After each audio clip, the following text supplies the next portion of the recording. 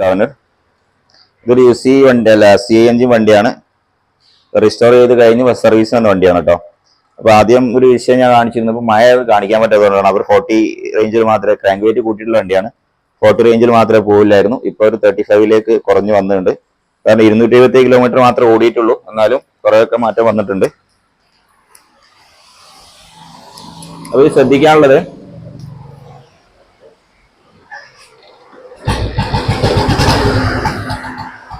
അപ്പൊ നിങ്ങള് CNG വണ്ടി ഉപയോഗിക്കുന്നുണ്ടെങ്കിൽ പെട്ടെന്ന് ടൈമിംഗ് കറക്റ്റ് ആണെന്ന് അറിയാൻ വേണ്ടിയിട്ട് ഇങ്ങനെ തന്നെ ചെയ്യാവുന്ന ഒരു കേസാണ് ഞാൻ പറയുന്നത്.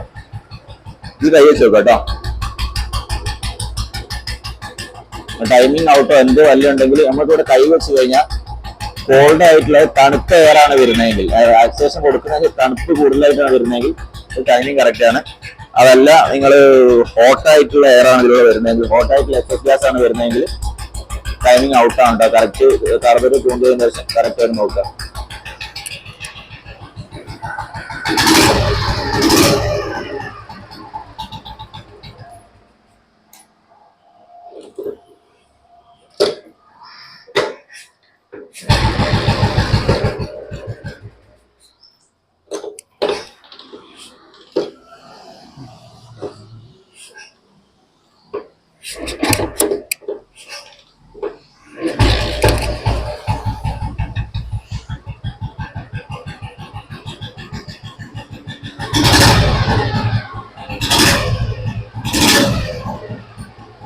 ഞാൻ പ്രത്യേകിച്ച് വീഡിയോ എടുക്കാനുള്ള കാരണം കുറെ ആളുകൾ ടൈമിങ്ങിന്റെ കാര്യത്തിൽ സ്ലോ സ്പീഡ് പിന്നെ കിട്ടുന്നില്ല കാര്യങ്ങൾ ഒരുപാട് ആളുകൾ കമന്റ് പറഞ്ഞിരുന്നു. അപ്പൊ ഇത് മെയിനായിട്ട് കാർബറേറ്റർ ട്യൂണിങ്ങിനാണ്. ക്രാങ്ക് വെയിറ്റ് കൂടുതലായിട്ട് നിൽക്കുന്നുണ്ടെങ്കിൽ കാർബറേറ്ററിന്റെ ട്യൂണിങ്ങിലും ടൈമിങ്ങിന്റെ സെറ്റിങ്ങിലാണ് ഇതിന്റെ ശരിക്കും സ്ലോ സ്പീഡ് കിടക്കുന്നത്.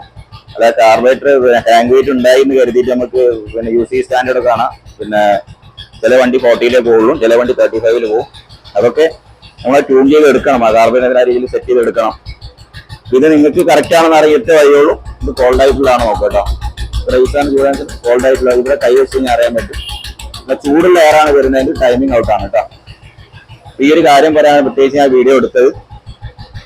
അപ്പോൾ അടുത്തൊരു വീഡിയോ കൊണ്ടേ കാണാം. Thanks for watching.